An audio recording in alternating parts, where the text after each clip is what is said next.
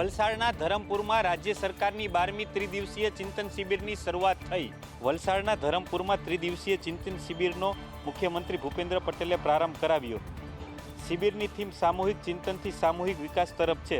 મંત્રીમંડળના સભ્યો અને અધિકારીઓ શિબિરમાં હાજર રહ્યા। ગુજરાતનો વિકાસ કરવા માટેનો રોડમેપ તૈયાર કરાશે।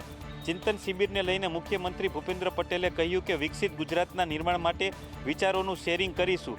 ચિંતન શિબિર વહીવટ અને જનકલ્યાણમાં ઉપયોગી બનશે। સરકારની ચિંતન શિબિર પર પરેશ ધાનાણીએ કહ્યું કે શિબિરમાં પ્રજાની ચિંતાઓ દૂર થવી જોઈએ। દારૂનું દૂષણ અને ડ્રગ્સની બદી દૂર કરવા ચિંતન થાય એ જરૂરી છે। મોંઘવારી, મંદી, ભ્રષ્ટાચાર દૂર કરવા ચિંતન થાય એ જરૂરી છે। 2003થી ચિંતન શિબિરની શરૂઆત થઈ હતી। 241થી વધુ ઉચ્ચ અધિકારીઓ ત્રિદિવસીય ચિંતન શિબિરમાં ચર્ચા વિમર્શ કરશે। કેન્દ્રીય મંત્રી નીતિન ગડકરી ગુજરાત પ્રવાસે આવ્યા। તેમણે સુરત જિલ્લામાં એક્સપ્રેસ વેનું નિરીક્ષણ કર્યું। કેન્દ્રીય માર્ગ અને પરિવહન મંત્રી નીતિન ગડકરી ગુજરાતના પ્રવાસે આવ્યા છે। તેમણે સુરત જિલ્લામાં બારડોલી, પલસાણામાં એક્સપ્રેસ વેનું નિરીક્ષણ કર્યું। દિલ્હીથી મુંબઈ સુધી આ એક્સપ્રેસ વે તૈયાર કરવામાં આવ્યો છે। જ્યારે ગડકરીએ નિરીક્ષણ કર્યું એ સમયે નેશનલ હાઈવે ઓથોરિટીના અધિકારી હાજર રહ્યા હતા। ગડકરીએ કહ્યું કે એક્સપ્રેસ વેની બંને બાજુ વૃક્ષો લગાવવામાં આવશે। આ જ રોડ પર ઇલેક્ટ્રિક બસ ચલાવવામાં પણ આવશે। એક્સપ્રેસ વે લોકો માટે વધુ સુવિધાજનક બનશે અને આ રોડ એક ઐતિહાસિક રોડ બનશે। ગડકરી આ હાઈવે પરથી પસાર થઈ રહ્યા હતા ત્યારે હાઈવે એટલો સ્મૂથ હતો કે તેમની કારની સ્પીડ 120ને પાર પહોંચી ગઈ હતી। આ ઉપરાંત તેમણે કહ્યું કે રાજ્ય સરકારનો સારો સહયોગ મળી રહ્યો છે, લોકોનો પણ સારો સહયોગ મળી રહ્યો છે। જે પણ ખામીઓ હશે તે ઝડપથી દૂર કરાવી કામગીરી પૂર્ણ કરાશે। અમદાવાદમાં આવેલી મોકા હોટલની ગંભીર બેદરકારી સામે આવતા તેને દંડ ફટકારાયો। અમદાવાદના સીજી રોડ પર આવેલી મોકા હોટલમાં એક ગ્રાહકને હોટલની બેદરકારીનો કડવો અનુભવ થયો। પરિવારે રોટલીનો ઓર્ડર કરતા વાસની ટોપલીમાં આવેલ રોટલી નીચેથી કેટલીક જીવાતો નીકળી। સોશિયલ મીડિયામાં તેનો વિડીયો વાયરલ થયો। એટલું જ નહીં, ચોરી ઉપરથી સીલાદોરી કરતા હોટેલ સંચાલકોએ ગ્રાહક સાથે ગેરવર્તન કર્યું। તેને મેનેજરને ફરિયાદ કરતા મેનેજરે સંતોષકારક જવાબ આપ્યો ન હતો। ગ્રાહકે એએમસીમાં હોટેલ સામે ફરિયાદ કરી અને તેને વાસી ફૂડ પીરસાઈ હોવાનો આક્ષેપ કર્યો। ગ્રાહકે ફરિયાદ કરતા મનપાએ આખરે રેસ્ટોરન્ટને 25,000નો દંડ ફટકાર્યો। અમદાવાદમાં ભૂમાફિયાઓ બેફામ બન્યા। નર્મદા કેનાલ પર ભૂમાફિયાઓએ ગેરકાયદેસર પુલ જ બાંધી દીધો છે। અમદાવાદમાં ગેરકાયદેસર નિર્માણ કરનારા ભૂમાફિયાઓ એટલા બેફામ બન્યા છે કે તેમણે નર્મદા કેનાલ પર જ ગેરકાયદેસર રીતે પુલ બાંધી દીધો છે। કુબરથલ ગામથી કુંજાળ કેનાલ પર આ ગેરકાયદેસર બ્રિજનું નિર્માણ કરવામાં આવ્યું છે। ભૂમાફિયાઓએ માત્ર નહેર પર પુલ જ નહીં પરંતુ ગૌચરની જમીન પણ દબાવીને ત્યાં આરસીસી રોડ બનાવ્યો છે અને આ તમામ ગેરકાયદેસર પ્રવૃત્તિઓ તંત્રની રહેમ નજર હેઠળ થઈ હોવાના આક્ષેપો છે। જો કે આ ગેરકાયદેસર બ્રિજને તોડી પાડવા માટે નર્મદા નિગમના અધિકારીઓ સ્થળ પર પહોંચ્યા હતા, પરંતુ આ દરમિયાન ઇન્ડસ્ટ્રીયલ વિસ્તારના લોકોએ હોબાળો મચાવતા અધિકારીઓ દ્વારા થનારી કાર્યવાહી અટકી પડી હતી।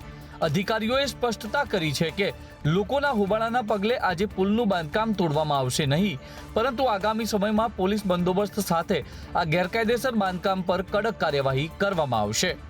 જો કે અહીં સવાલ એ પણ થાય છે કે વર્ષ 2004માં નિર્માણ પામેલો ગેરકાયદેસર આ પુલ તંત્રને હમણાં જ દેખાયો, તો અત્યાર સુધી તંત્ર શું કરી રહ્યું હતું? મોરબીમાં પાણીની સમસ્યાને લઈને લોકો પરેશાન છે। શુભમ પાર્ક સોસાયટીના લોકોએ રેલી યોજીને મનપ્પાને રજૂઆત કરી। આ કોઈ સામાજિક કે ધાર્મિક પ્રસંગનો જમણવાર નથી, મનપ્પા સામેનો વિરોધ છે। આ વિરોધ કરી રહ્યા છે મોરબીની ઋષભ પાર્ક સોસાયટીના રહીશો। છેલ્લા 3 વર્ષથી સોસાયટીમાં પાણીની સમસ્યા છે। આજ દિન સુધી આ સમસ્યાનું નિરાકરણ ન આવતા ત્રસ્ત રહીશોએ આજે ઢોલ નગારા સાથે મનપ્પા પહોંચ્યા હતા। જ્યાં સુધી તંત્ર નિયમિત પાણી આપવાની બાંહેધરી ન આપે ત્યાં સુધી કચેરીમાં ધામા નાખવાની તૈયારી બતાવી હતી। જમવાની અને રાત્રિ રોકાણની તમામ વ્યવસ્થા સાથે આવેલા રહીશોએ તંત્ર સમક્ષ રોષ ઠાલવ્યો હતો। આગામી દિવસોમાં સમસ્યાનું નિરાકરણ નહીં આવે તો ઉગ્ર આંદોલન કરવાની ચીમકી ઉચ્ચારી છે। આણંદ મહાનગરપાલિકામાં પાદરિયાના રહીશોએ હોબાળો મચાવ્યો। વિસ્તારમાં ઉભરાતી ગટરની સમસ્યાને લઈ સ્થાનિકોએ મહાનગરપાલિકામાં ઉગ્ર રજૂઆત કરી। આણંદ મહાનગરપાલિકામાં પાદરિયા વિસ્તારમાં ઉભરાતી ગટરોને લઈને રહીશો રોષે ભરાયા છે। વારંવાર રજૂઆત કરવા છતાં સમસ્યાનો નિકાલ ન થતા લોકોએ હોબાળો મચાવ્યો હતો। કોંગ્રેસ કાર્યકર હર્ષિલ દવે પણ સ્થાનિકોની સાથે વિરોધ કરવા સ્થળ પર પહોંચ્યા હતા।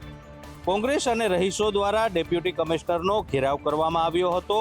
લોકો એટલા રોષે ભરાયા હતા કે ડેપ્યુટી કમિશનરની ઓફિસ બહાર જ ગટરનું પાણી રેડી વિરોધ નોંધાવ્યો હતો। નાગરિકોએ આક્ષેપ કર્યો કે અનેક રજૂઆતો છતાં તંત્ર કોઈ કાર્યવાહી કરતું નથી. વિરોધ દરમિયાન કાર્યકર્તાઓએ ડેપ્યુટી કમિશનરના ટેબલ પર બંગડીઓ મૂકી પ્રતિકાત્મક આક્રોશ વ્યક્ત કર્યો હતો.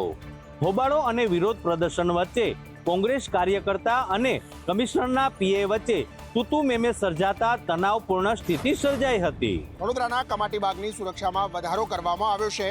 મુલાકાત લેનારા તમામ લોકોની એન્ટ્રી ફરજિયાત કરવામાં આવી છે. સાથે રજિસ્ટરમાં એન્ટ્રી પણ નોંધવી પડશે. સયાજી બાગ એટલે કમાટી બાગ મધ્ય ગુજરાતનું સૌથી મોટું ગાર્ડન છે, જ્યાં પ્રાણી સંગ્રહાલયની મુલાકાતે અસંખ્ય લોકો આવતા હોય છે અને મોર્નિંગ વોકર્સ પણ આવતા હોય છે. તાજેતરમાં જ દિલ્હીમાં થયેલા બ્લાસ્ટ બાદ ભીડભાડવાળા વિસ્તારોમાં સુરક્ષા વધારવાની સૂચના હતી, જેના ભાગરૂપે વડોદરાના કમાટી બાગમાં સુરક્ષા અને અસામાજિક તત્વોને રોકવા માટે મુલાકાતીઓ માટે રજિસ્ટરમાં સહી કર્યા બાદ પ્રવેશ આપવાનો નિર્ણય કરાયો છે. અગાઉ કમાટી બાગમાં અસામાજિક તત્વો દ્વારા દારૂની મહેફિલ, યુવતીઓની છેડતીની ઘટનાઓ સામે આવી હતી. ત્યારે આવી પ્રવૃત્તિઓ પર અંકુશ લગાવવા માટે પાલિકાએ રજિસ્ટરમાં સહી અને મોબાઈલ નંબરની નોંધણી ફરજિયાત કરી છે.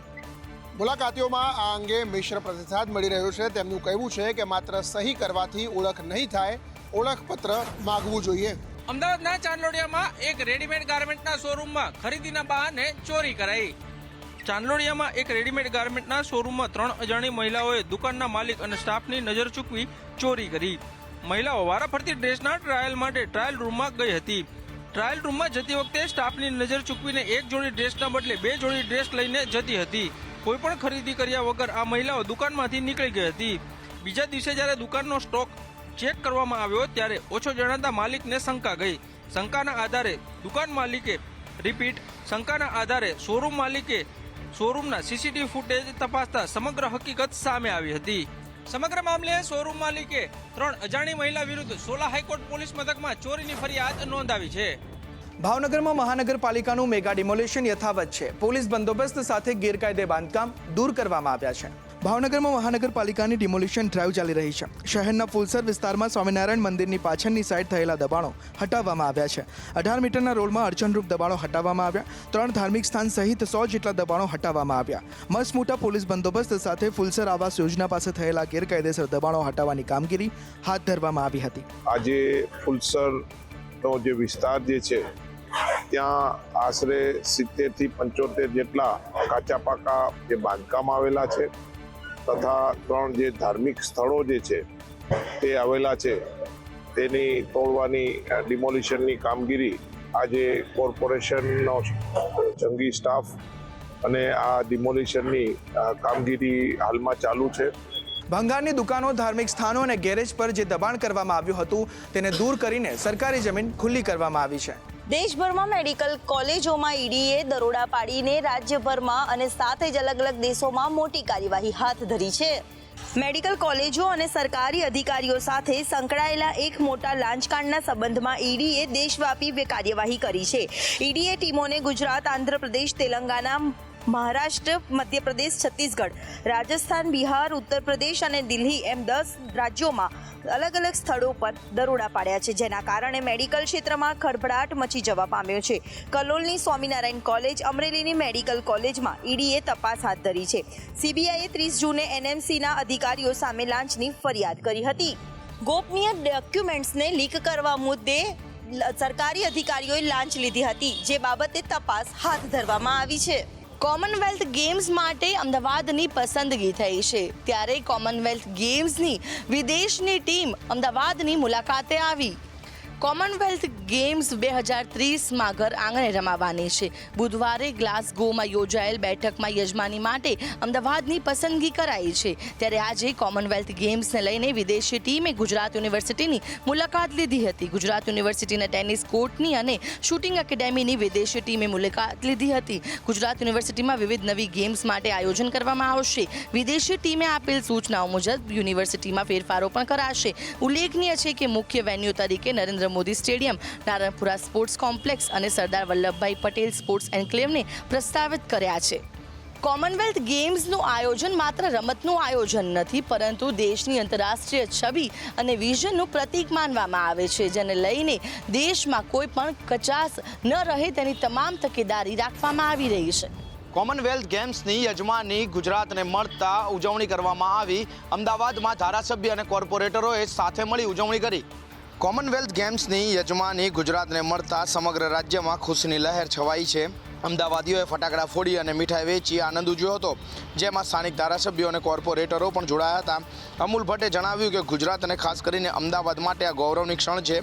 તેઓએ કહ્યું કે એક સમય એવો હતો જ્યારે ગુજરાતી સ્પોર્ટ્સ ક્ષેત્રે કોઈ ઓળખ ન હતી, પરંતુ આજે તેનું નામ વિશ્વભરમાં ગુંજાઈ રહ્યું છે. સ્પોર્ટ્સ ક્ષેત્રે રાજ્યમાં અને ખાસ અમદાવાદમાં અનેક તકો ઊભી થઈ છે. અહીં બનેલા અદ્યતન સ્પોર્ટ્સ સંકુલોમાં આધુનિક સુવિધાઓ ઉપલબ્ધ છે. એક્વિટીઝ ગેમ હોય કે ઇન્ડોર્સ ગેમ, અમદાવાદમાં તમામ પ્રકારની સુવિધાઓ છે, જે ભવિષ્યમાં મોટા રમતગમતના આયોજનો માટેનું માળખું પૂરું પાડી રહ્યું છે.